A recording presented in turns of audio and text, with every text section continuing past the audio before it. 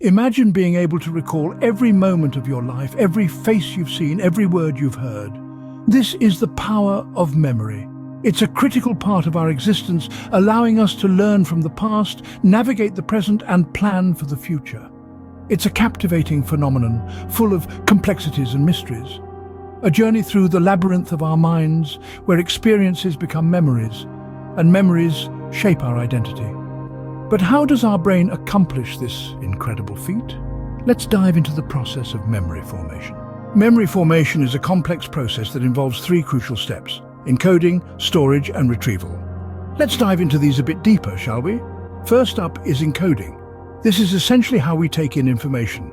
It's the process by which the brain converts external information into a usable form.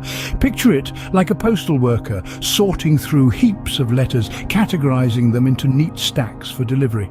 That's your brain, diligently sorting through the barrage of data it receives each day. Next, we have storage. Now that the information has been sorted, it needs to be stored for later use. This is akin to placing those sorted letters into individual mailboxes, ready to be plucked out when needed. The brain can store information in three ways: sensory, short-term, and long-term storage, each with its own unique characteristics and timeframes. Finally, there's retrieval. This is the stage where we recall the information stored in our brain. It's similar to reaching into those mailboxes and pulling out the letters. The brain retrieves the necessary information from its vast storage, bringing it back into our conscious thought. In essence, our brains are like supercomputers, constantly encoding, storing, and retrieving information.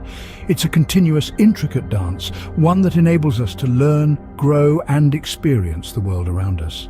Our brains contain around 100 billion neurons, each capable of making about 1,000 connections, representing about 1 trillion connections. This intricate network is the basis of memory formation. Now let's delve a little deeper into the science behind memory formation. It revolves around these unique cells in our brain called neurons. These neurons communicate with each other at junctions known as synapses. When we learn something new, the synapses fire signals that travel from one neuron to another, creating a connection. This connection between neurons is the physical representation of a memory. You can think of it as a path in a dense forest. The first time you walk through the forest, it's difficult to navigate. But as you walk the same path again and again, it becomes clearer and easier to traverse. Similarly, the more frequently information is accessed, the stronger the connection between these neurons becomes, making it easier for us to recall that information in the future.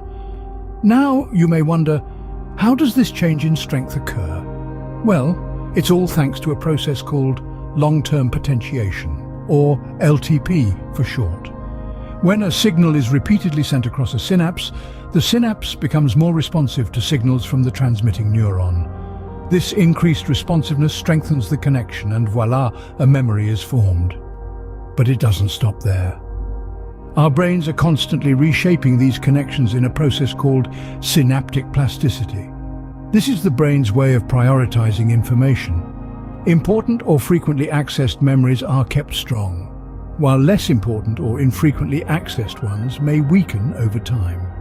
So, the next time you're struggling to remember where you left your keys or the name of that movie you watched last week, know that it all comes down to the strength of the connections between neurons in your brain.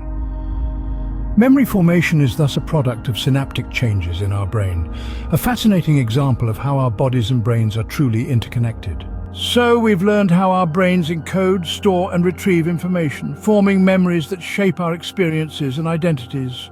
To recap, we've discovered that memory formation is a three-step process. First, encoding, where our brains transform information into a neural code that it can use. Second, storage, where that encoded information is held. Lastly, retrieval, where we bring those stored memories back into our conscious awareness. We've also delved into the role of neurons and synapses in this process. We've learned that neurons, the building blocks of our brain, communicate via synapses. These tiny junctions are where the magic happens, where memories are created and stored. Memory, the delicate yet powerful function of our brains, continues to captivate scientists and laymen alike. So the next time you recall a distant memory, remember the incredible process that makes it all possible.